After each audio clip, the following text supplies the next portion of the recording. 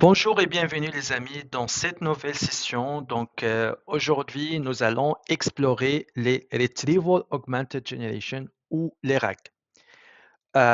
Les amis, dans toutes mes sessions, je commence toujours par présenter l'approche théoriquement, puis de donner donc un exemple pratique pour bien comprendre l'approche en question. Alors, pour commencer, qu'est-ce qu'un LLM?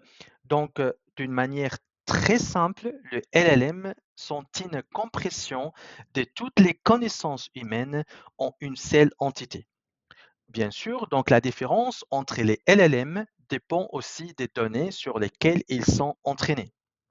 Le LLM devient des outils essentiels pour de nombreuses applications et de nombreux use cases comme l'assistance virtuelle, les applications intelligentes, la traduction automatique, la génération de contenu et bien plus encore. Alors, les LLM présentent plusieurs limitations.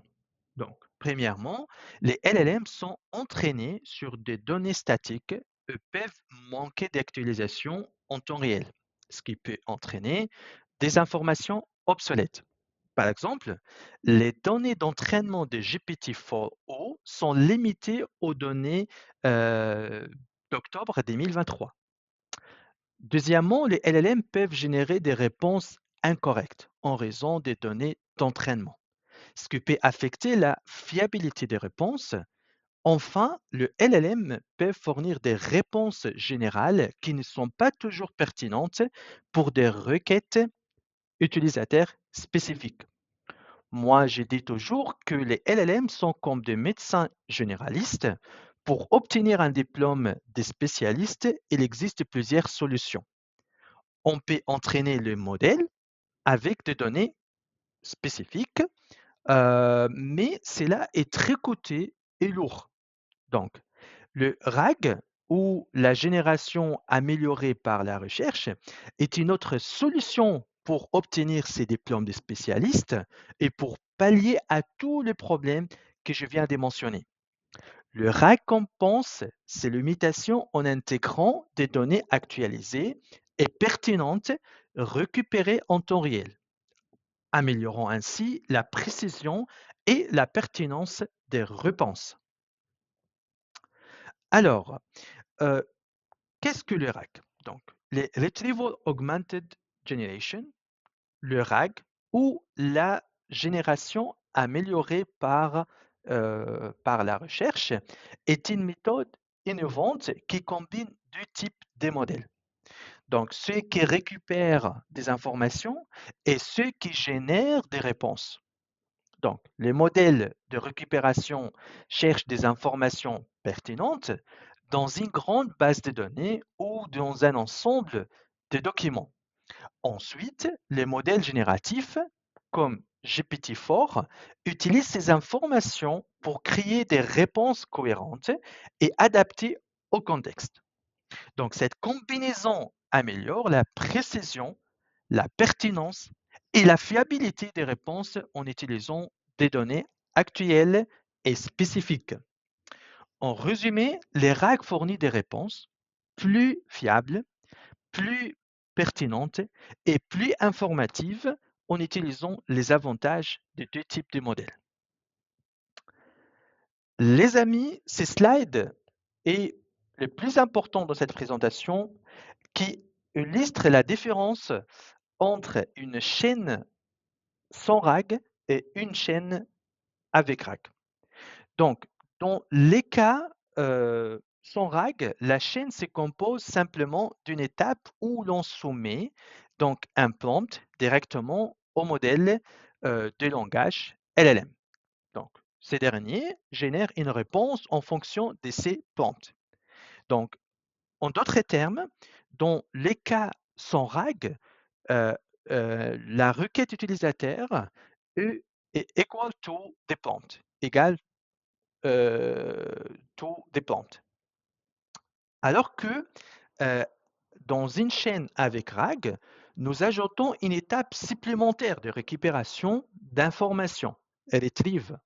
donc grâce à une base de données ou un système de recherche. Lorsqu'une requête utilisateur est soumise, des documents pertinents ou des informations sont extraits. Donc, ces données récupérées sont ensuite intégrées au prompt avant de les transmettre au LLM. Cela permet au modèle de fournir des réponses plus précises et adaptées en s'appuyant sur des données externes et à jour. Les principaux avantages du RAG est d'enrichir les capacités du LLM en les connectant à des sources de données actuelles ou spécifiques. Tandis que sans RAG, le modèle est limité à ce qu'il a appris lors de son entraînement. J'espère que la différence entre ces deux chaînes est claire. Donc, si ce n'est pas le cas, donc vous pouvez laisser donc des commentaires et par la suite, moi, j'ajoute plus de précisions. Alors, les deux éléments clés de RAG sont le retrieval et la base de connaissances. Les retrieval recherche et récupère des informations pertinentes à partir d'une base de connaissances. Donc, elle utilise donc les techniques de recherche avancée pour trouver les documents les plus pertinents. Dans les prochains slides, je vais parler donc de ces techniques de recherche avancée. La base de connaissances ou le Knowledge Database, quant à elle, contient un vaste ensemble de données et de documents. Elle sert de source d'informations pour les retrievers, permettant de fournir des réponses actualisées et spécifiques. Ensemble, ces deux éléments permettent au RAG de fournir des réponses plus précises, plus fiables et plus informatives. Maintenant, on va parler de ce qu'on appelle les embeddings dans les Retrieval Augmented Generation. Euh, si je peux définir, un embedding est une représentation vectorielle de texte qui permet de capturer le sens sémantique des mots et des phrases. Cela signifie qu'on peut représenter des concepts ou des idées sous forme de nombres dans un espace multidimensionnel.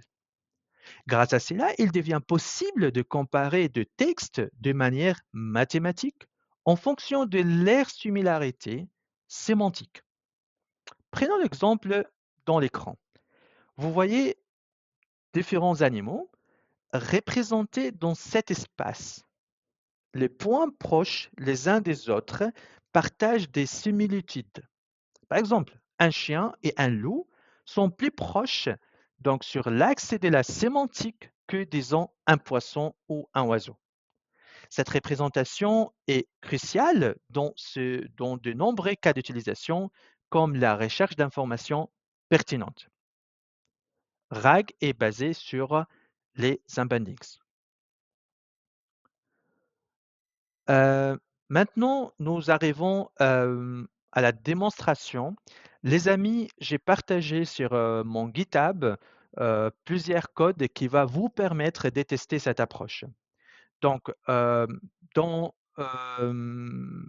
dans mon cas, j'ai utilisé LangChain pour l'intégration et Azure Cognitive Search pour la recherche des informations qui seront utilisées pour enrichir la requête utilisateur et GPT-4 comme LLM.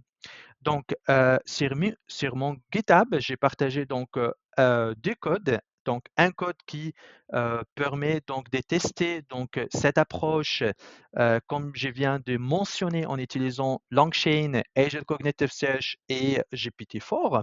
Et le deuxième code qui va permettre de tester la même approche, mais j'ai remplacé donc Azure Cognitive Search par donc la base de données Cosmos DB. Alors, pour commencer, comme je viens d'expliquer, donc, première étape, c'est la création du client OpenAI et deuxième étape, c'est la génération des embeddings pour les textes. Je répète, les embeddings sont des représentations vectorielles de textes qui permettent de comparer et de rechercher des documents de manière efficace. Dans l'écran, vous voyez, comme vous voyez, donc dans l'écran, donc les codes pour générer des embeddings en utilisant les clients OpenAI et la méthode embeddings.create. Une fois fait, une fois les embeddings générés, donc il est temps de créer l'index. Donc pour ceux qui sont familiarisés avec Azure Cognitive Search, je pense que la notion d'index, il est quelque chose de très connu.